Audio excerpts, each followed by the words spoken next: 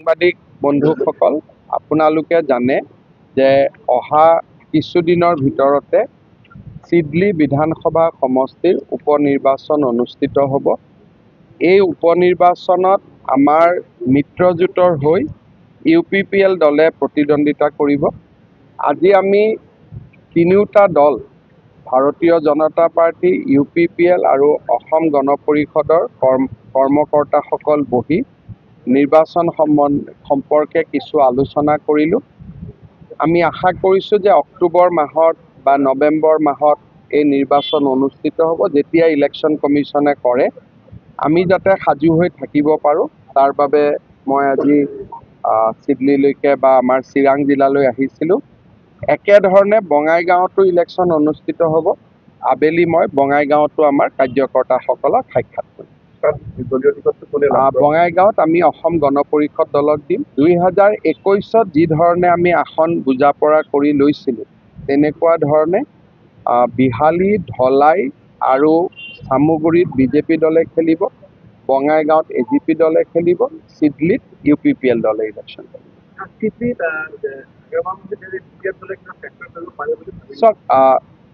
মই ভাবোঁ যে লোকসভা নিৰ্বাচনৰ দৰে ইয়াতো তিনিকোণীয়া প্ৰতিদ্বন্দ্বিতা হ'ব। কিন্তু চিডলি এইটো নতুন চিডলি নহয়, পুৰণা চিডলি। আৰু আমাৰ ইয়াতে ৰাইজৰ সমৰ্থন আমাৰ প্ৰতি ভাল। যোৱা আমি গোটেইকেইটা ইলেকশ্যনতে আমি দেখি আহিছোঁ। আৰু কোকৰাঝাৰত এইবাৰ জয়ন্ত বসুমতাৰীৰ যিটো বিজয় আছিল, এইটো এটা ঐতিহাসিক বিজয় আছিলে।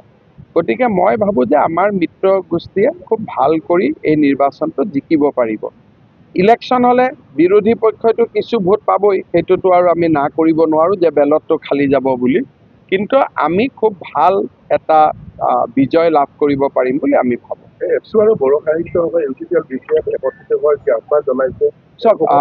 UPPL আৰু BPF দল একেলগ হৈ ইলেকশ্যন খেলিলে বা তেওঁলোক একেলগে হ'লে মই ভাবোঁ ই এটা পজিটিভ কথা, ই এটা ইতিবাচক দিশ।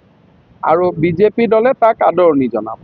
আৰু BJP দলৰ এই ক্ষেত্ৰত যিটো ৰিয়েকশ্যন হ'ব, এইটো পজিটিভ থাকিব, ইতিবাচক থাকিব। কিন্তু এই আলোচনাত BJP কোনো মধ্যস্থতাৰ ভূমিকা নাই।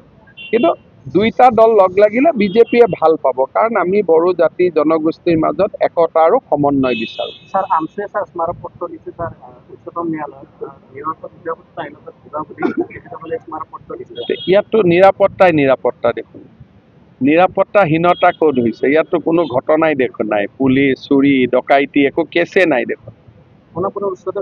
সোণাপুৰৰ উচ্ছেদটোতো জনজাতীয় বেল্টৰ কথা, তাৰ লগততো নিৰাপত্তাৰ কোনো কথা হোৱা নাই। আমাৰতো নিৰাপত্তা দেখোন। ইয়াত আমাৰ আজিৰ পৰা 20 বছৰ আগতে আমচুৰ ল'ৰাটো বজাৰতে নোলাইছিলে। এতিয়াতো আমচুৰ ল'ৰাই মুখ্যমন্ত্ৰীৰ প্ৰতিকৃতিও দাহ কৰি দিয়ে। গতিকে নিৰাপত্তা এনেকুৱাতো কোনো সমস্যাই হোৱা নাই। কিমান ডাঙৰ টিভিত মুখ্যমন্ত্ৰীকে গালি পাৰি বিবৃতি দি থাকে। আগতেতো এইবোৰ নহৈছিলে। গতিকে এইটো এটা ভাল পৰিৱেশ আছে। পৰিৱেশটো বেয়া হ'লেতো, নিৰাপত্তাহীন নহ'লেতো মোৰ এগেইনষ্টত কোনোবাই ক'লেই পুলিচে তাক ধৰিব লাগিছিলে। পুলিচেতো কাকো নধৰে। এটা প্ৰশ্ন সুধিব বিচাৰিছোঁ, BPLৰ বিজেপি অৰূপ কুমাৰ দেৱ লৈছে বিতৰ্ক, ৰাজনৈতিক কিবা ষড়যন্ত্ৰ থাকিব? অৰূপ কুমাৰ দেৱ অলপ বিতৰ্কিতটো বেছি হৈ থাকে। মই হাক দিছোঁ যে বেছি মানে পাখি গজিব নালাগে, অলপমান ভাল কৰি থাকিব লাগে, ৰাইজৰ মৰম আদৰত থাকিব লাগে। কাৰণ ৰাজনীতি কৰা মানুহ যেতিয়া ৰাইজৰ পৰা আঁতৰি যায়, তেতিয়া তাৰ ভেলু নোহোৱা হৈ যায়। সেইকাৰণে অৰূপ দেৱক মই গুৱাহাটীত মাতি আনি বুজাই দিছোঁ যে আগত যেনেকৈ ৰাইজে ভাল পাইছিল, এতিয়াও যাতে ৰাইজে ভাল পাই থাকে। ব্লাড ডনেশ্যনৰ কাম কৰিব লাগে, গছ পুলি ৰুব লাগে, দুখীয়া মানুহক সেৱা কৰিব লাগে, বিতৰ্কৰ পৰা দূৰত থাকিব লাগে। কিছুমান বিতৰ্ক বনি যায়, কিন্তু ঘৰত সমষ্টিত লাগি থাকিলে বিতৰ্ক কৰিবও মানুহে সুযোগ নাপাব। চব যে বিতৰ্ক সঁচা তেনেকুৱা নহয়, কিন্তু নিজক বচাই চলিলে সকলোৰে কাৰণে ভাল। এমাহ লাগিব প্ৰক্ৰিয়াটো, কিন্তু CBI ডাইৰেক্টৰে খবৰ সদায় লৈ আছে। তেওঁলোকৰ লগত আমাৰ পুলিচৰ যোগাযোগ চলি আছে। কিন্তু আমি কেছবোৰ একত্ৰিত কৰিব লাগিব, নটিফিকেশ্যন দিব লাগিব, DOPTত যাব, DOPTয়ে CBIক দিব। এটা প্ৰক্ৰিয়া আছে, প্ৰক্ৰিয়াটোত কিছু সময় লাগে। 1 মাহৰ ভিতৰত হৈ যাব।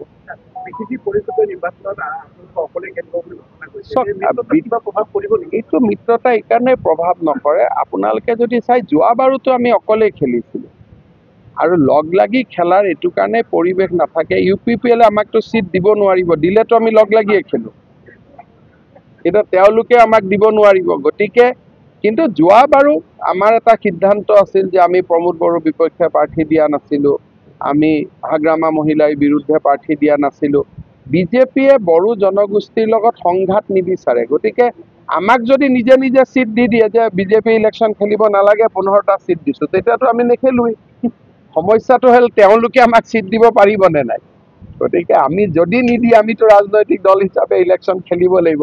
কিন্তু যোৱাবাৰো আমি খেলিছিলোঁ, তাৰ পৰাতো একো বন্ধুত্বতো কোনো নপৰে। আৰু বিজেপি আৰু বড়ো জনগোষ্ঠী দুইটাতো আমি একেটাই কামে কৰি আছোঁ নহয়, যে খিলঞ্জীয়া জাতি জনগোষ্ঠীৰ সুৰক্ষিত হ'ব লাগে। গতিকে আমাৰ লগত আইডিঅলজিকেল ডিফাৰেঞ্চটো নাই।